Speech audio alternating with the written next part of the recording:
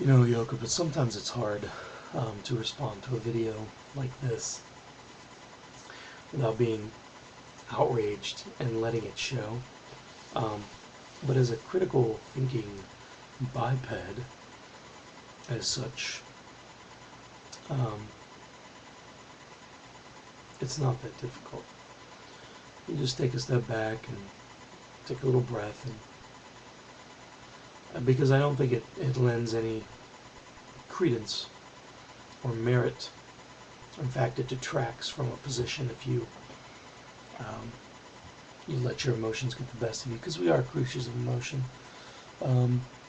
Much of the time, you know, chemicals running around in our brains, firing off and pumping those endorphins that get us really worked up.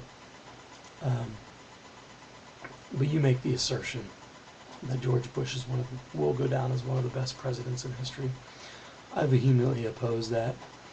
And I don't know if you're uninformed or you're not looking at the right information, because everybody, you know, when you assign yourself or align yourself with a certain political viewpoint,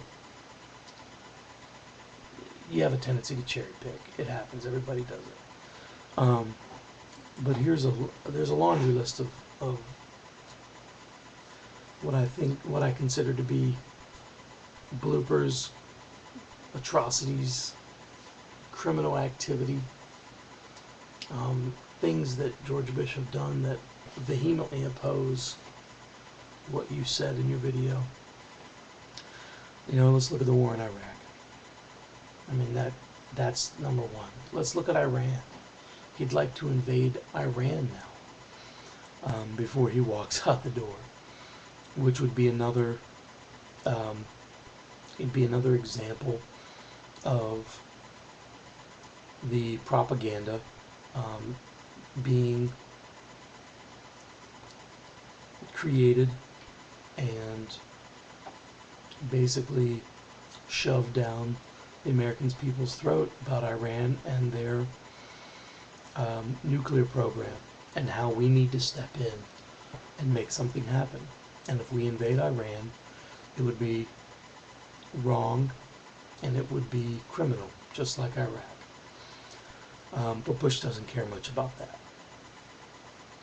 Let's look at Katrina. Hurricane Katrina. Bush was warned in advance by disaster officials that it could get ugly, that the levees could break, that the flooding could be so massive that there would be little chance or inhibited rescue effort, that a lot of people could be trapped and could die. And he didn't ask any questions. He didn't make any comments while they spoke. And the only thing he said was, "We're fully prepared." And obviously, that was not true. And his slow action post-Katrina, or inaction if you will, just shows his inability to take care of things properly in the position that he's in.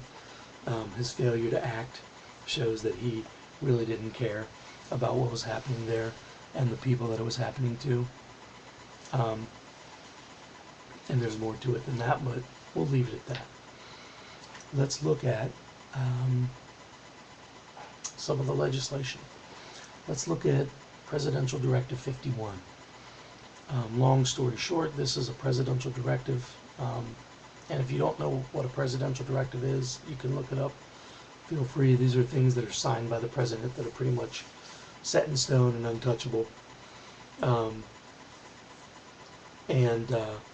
Presidential Directive 51, in a catastrophic situation such as like a Katrina, a massive, on a larger scale,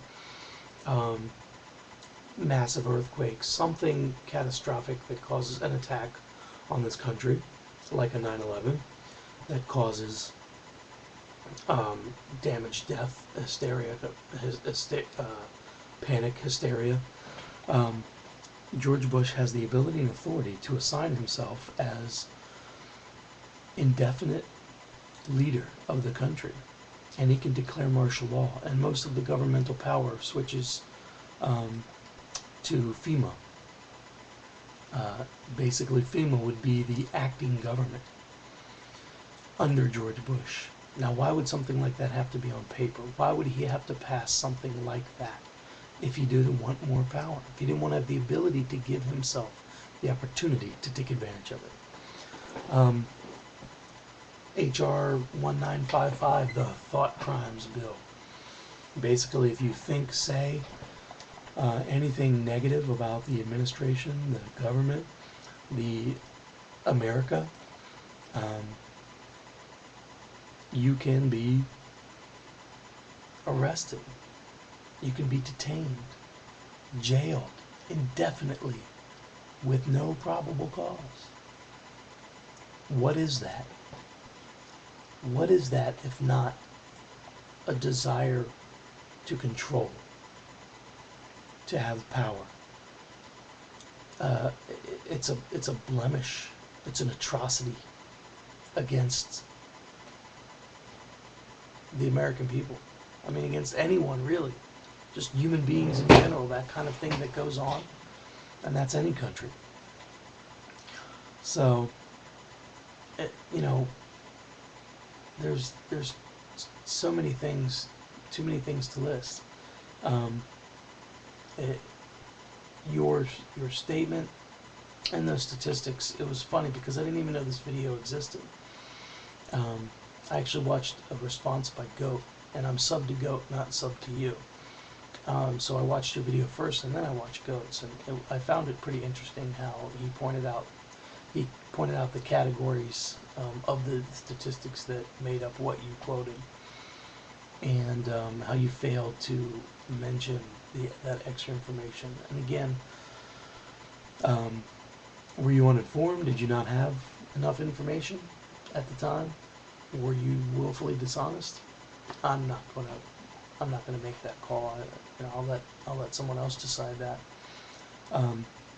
But your claim that George Bush is going to go down as one of the greatest presidents in history is just ridiculous. You're either uninformed, or you're just blinded by your party alignment. I think part of it has to do with your religion. And as much as I hate to bring it up in a video covering politics, George Bush claims that God speaks to him, and you claim that God speaks to you. So you feel an affinity there. You feel a connection, and you think that he, that makes him great, and it doesn't. It makes him delusional, and I don't think I don't think George Bush is a Christian at all. I don't think he's a real Christian, whatever you want to call it. But I think he definitely uses it to his advantage. So those are my thoughts, my opinions. Please feel free to make a response to me or leave a comment. I always encourage an open dialogue. So peace.